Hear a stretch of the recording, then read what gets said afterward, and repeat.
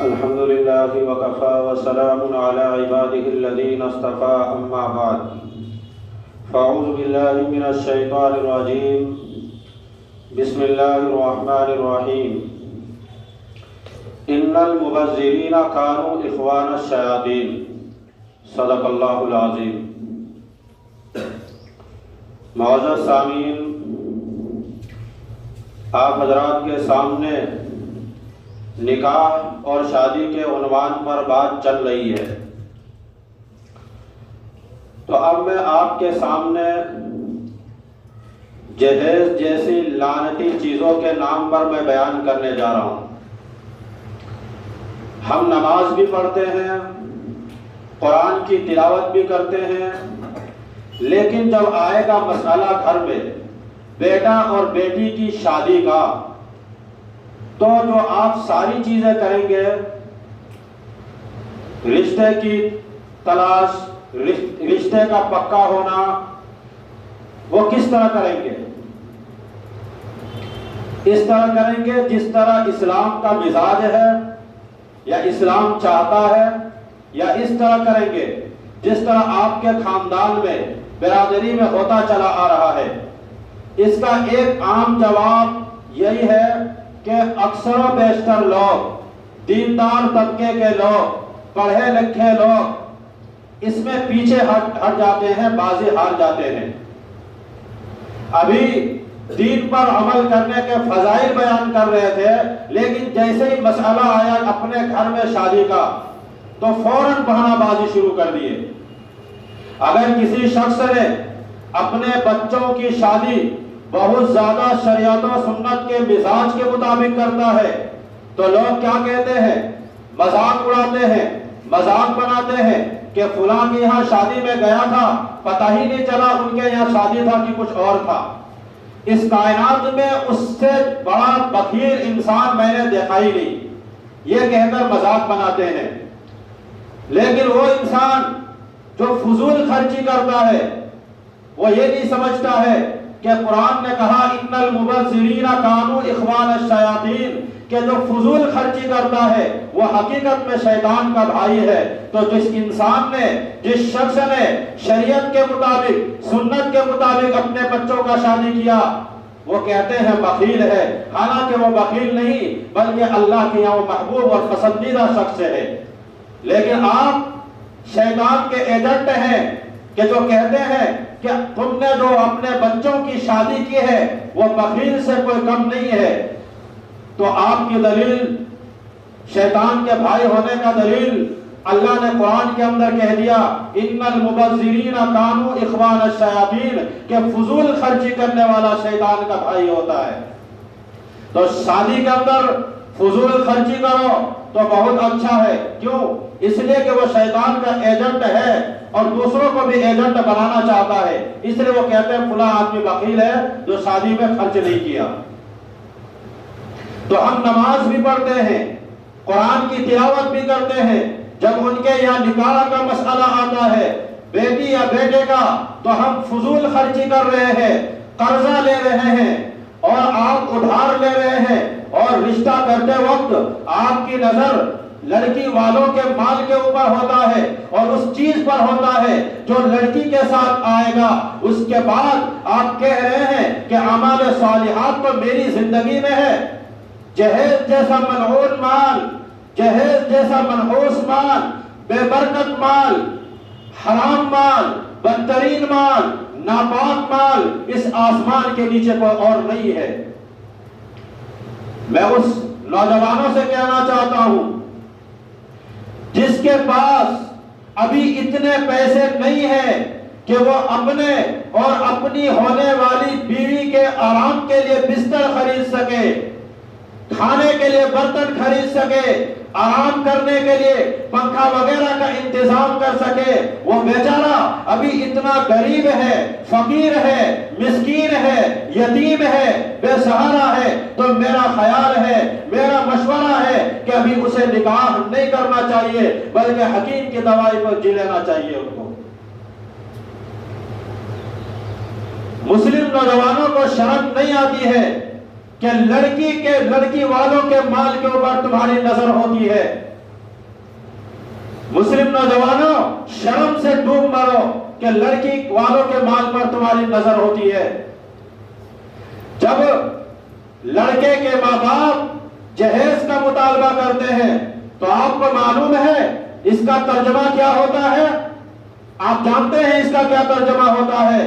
वो ये कह रहा होता है कि मेरा बेटा अफाहज है, माजूर है, लगड़ा है, अंधा है, बेबस है, निकम्मा है, गरीब है, फकीर है, यतीम है, बेसहारा है। तो आप ऐसे दामाद को ज़कात के नाम पर बिस्तर भी दे दो, पलंग भी दे दो और ज़रूरियात के सामान भी दे दो, प्लेट वगैरह भी दे दो।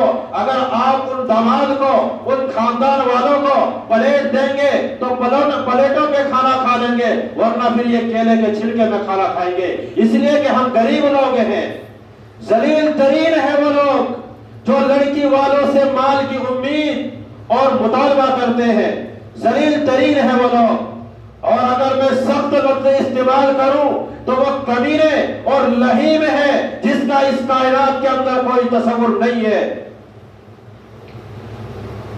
इब्राहिमी और मोहम्मदी तहजीब में इस बात की कि लड़के के शादी के मौके पर आपके घर में सामान लड़की वालों की तरफ से आए, ये खालिस भारत के ब्राह्मणों का मिजाज है। पूरे आलम इस्लाम में इसका कोई तस्वुर नहीं है। अरबी जबान इतनी महंगी जबान है, अरबी जबान इतनी दौलतमंद जबान है। अगर ये सब जबान को ज़कात तकसीम करे लेकिन फिर भी इनके पास दौलत और अल्फाज का खजाना होगा। इतनी दौलतमंदी के बावजूद अरबी में जहेज के लिए कोई लफ्ज नहीं है। अगर किसी अरब को जहेज समझाना हो तो हमारे पास अल्फाज नहीं है, उनको समझ में नहीं आती है कि जहेज क्या चीज है, जहेज क्या मसला है। उनके यहाँ तो जहेज का तस्वुर ही नहीं है। उनके यहाँ ये तस्वुर ही नहीं है कि लड़के वालों का कोई खर्चा लड़की वालों के ऊपर भी है। आप हैरान होंगे, पूरी दुनिया के अंदर कहीं भी ऐसा नहीं है। ये सिर्फ भारत के मनहूस ब्राह्मणों का रिवाज है जिसको आज मुसलमानों ने कबूल कर लिया। आप जानते हैं हर जगह का रिवाज क्या है? हर जगह का रिवाज ये है कि लड़के वाले खुद लड़की वाले के पास जाते हैं और उनसे कहते हैं कि आपके यहाँ हम आएंगे, हमारे साथ कुछ मेहमान भी होगा, आप खातिर तवाज़ो करेंगे, मेहमान नवाजी करेंगे, जाहिर सी बात है कुछ खर्चा भी होगा तो आप अपने जेब से 1 रुपया भी खर्च नहीं करेंगे, उसका खर्च हम उठा लेंगे। अगर 1 कप चाय भी पीनी पड़ गई, लड़की वालों के घर में अगर 1 रुपया भी खर्चा हुआ तो लड़के वाले खुद बर्दाश्त करेंगे, लड़के वाले उस खर्चे को उठाएंगे, लड़की वाले नहीं उठाएंगे। ये रिवाज है उनके यहाँ। इसलिए कि हम मर्द हैं और मर्द होता है, मर्द कमाने के लिए पैदा हुआ है, मर्द पैसा खर्च करने के लिए पैदा हुआ है, मर्द दूसरे के जेब से डाका डालने के लिए पैदा नहीं हुआ है।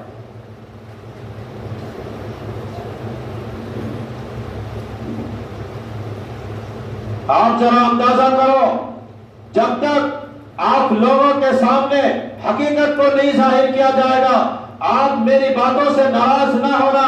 आप जरा तसव्वुर करो, अंदाजा लगाओ कि कितने वो लोग हैं जिनके चिल्ले पे चिल्ले लग चुके हैं। क्या उनके बेटों की शादी जहेज के बगैर हुई है? वो रिश्ता कहाँ ढूंढते हैं? अंदर की बात तो ये होती है, जैसे मैंने शादी के मौजू पर कहा था कि बोला कुछ और जा रहा है, सोचा कुछ और जा रहा है। ये रिश्ते कहाँ ढूंढते हैं? वहां रिश्ता तलाश करता है जहां उनको माल मिलने की उम्मीद होती है।